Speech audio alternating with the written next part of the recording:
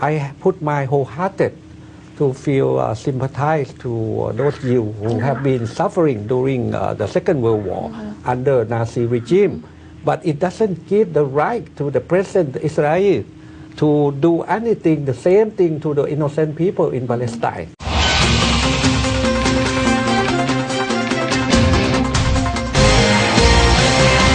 Yeah, can I? Okay, yes, please. It means that the Palestinians should be and have to be an equal part in all this, which they have not been. They have been subordinate. They've been and are still the underdogs in this relationship. And they've had to sort of crawl to the Israelis as this underdog and almost have to make an excuse for their very existence, and that they should be given the credibility and the authority of negotiating as an equal part. And with having America always behind the back of Israel, then that relationship has been a very unfair one, and that's got to change. And that's what, as Sadi was just saying, will also change by recognizing Palestinian statehood. Can I just add something on the statehood issue? Palestine was actually created officially by the UN on the 29th of November 1947, when 45% of the original Palestine, only 45%, I would stress, was actually given and was meant to be a Palestinian state at that time, back in at the end of 1947. What happened is Israel attacked innocent Palestinians, slaughtered more than 13,000, throughout 800,000 from Palestine, destroyed 400 to 500 Palestinian villages, wiped them off the map, and thereby put under their control another 23%, making 78%, which is why we're only talking today about 22% of original Palestine. Without water. I would also like to say that Israel is not a democracy. A democracy is not about going and having an election every 3, 4 or 5 years. A democracy is much more than that. It's recognizing people's human rights and human dignity. And Israel has recently been passing new laws, very racist laws, that are aimed at non-Jews.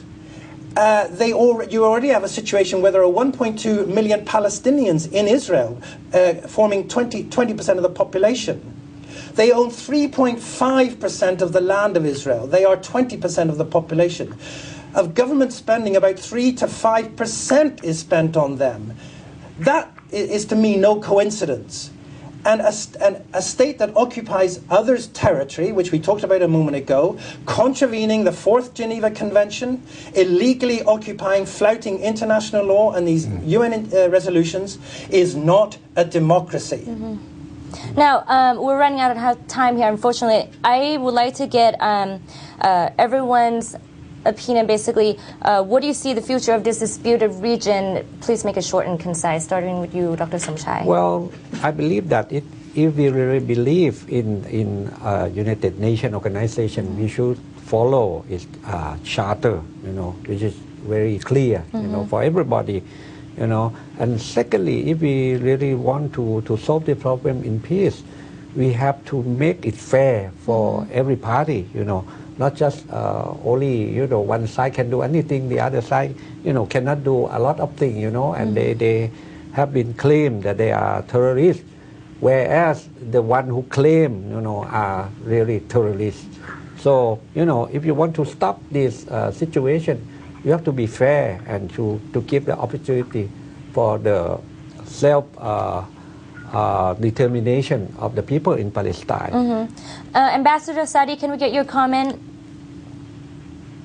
We believe that the Palestinian aspiration for having a state recognized by the international community, as I mentioned at the beginning, should be an important step in order to persuade all the concerned parties who are involved in the peace process in Palestine to push more or to pay more efforts to convince the Israeli side that the Israelis should recognize the state of Palestine with the 1967 border.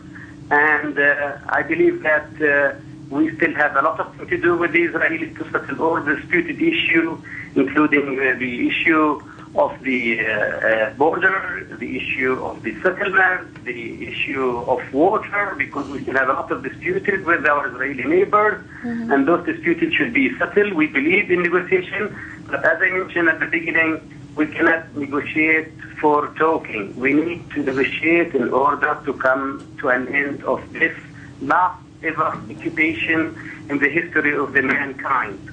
Okay, thank you so much, Ambassador Sadi. Now, Jen, what do you see for the future of this disputed region? Yeah, thank you very much. Thank you very much. Well, I'd like to echo something that the ambassador said. Sure. The time has come. The time has come for us to see the two-state solution, a free and independent Palestinian state. There is no doubt about that.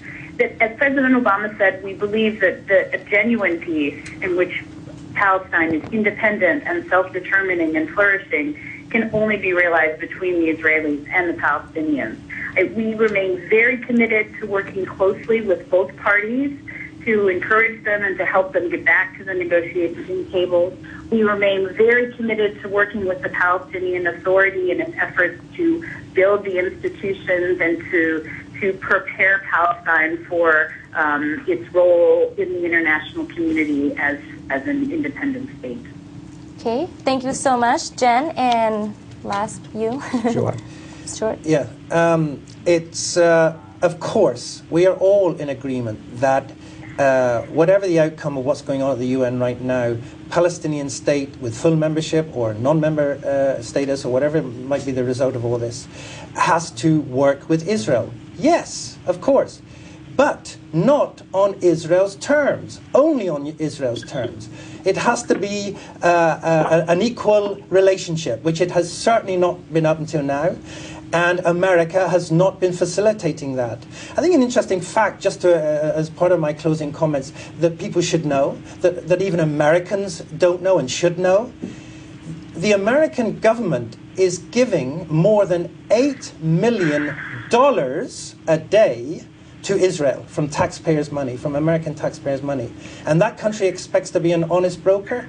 No way. No way. I have been working with this issue for a long time. And I am very, very optimistic about the future for the Palestinian people, because I've seen such a change in world opinion. When people get to know the true facts and they get to know of the injustices that are being perpetrated in that part of the world and have been for such a long time, it's the forgotten issue. We've been turning a blind eye to it very much because of the power of America and certainly the well-oiled propaganda machine of Israel. Now, despite all that, we are seeing a major change in world opinion. I am sensing now that world opinion is very much in favor of the Palestinian people. There was even an opinion poll in America on this issue of Palestinian statehood.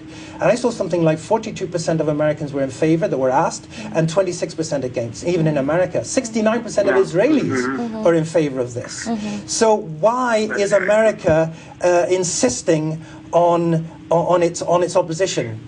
And I'd like to end up by just quoting Hillary Clinton, the Secretary of State, who the other day, when referring to President Bashar al-Assad in Syria, that he should get on the right side of history. You know what? The Americans had better get on that right side of history as well. Thank you so much, Stuart. And on behalf of ASEAN TV, I'd like to thank each of our guests for joining our program tonight. Thank you, Stuart, Dr. Somchai.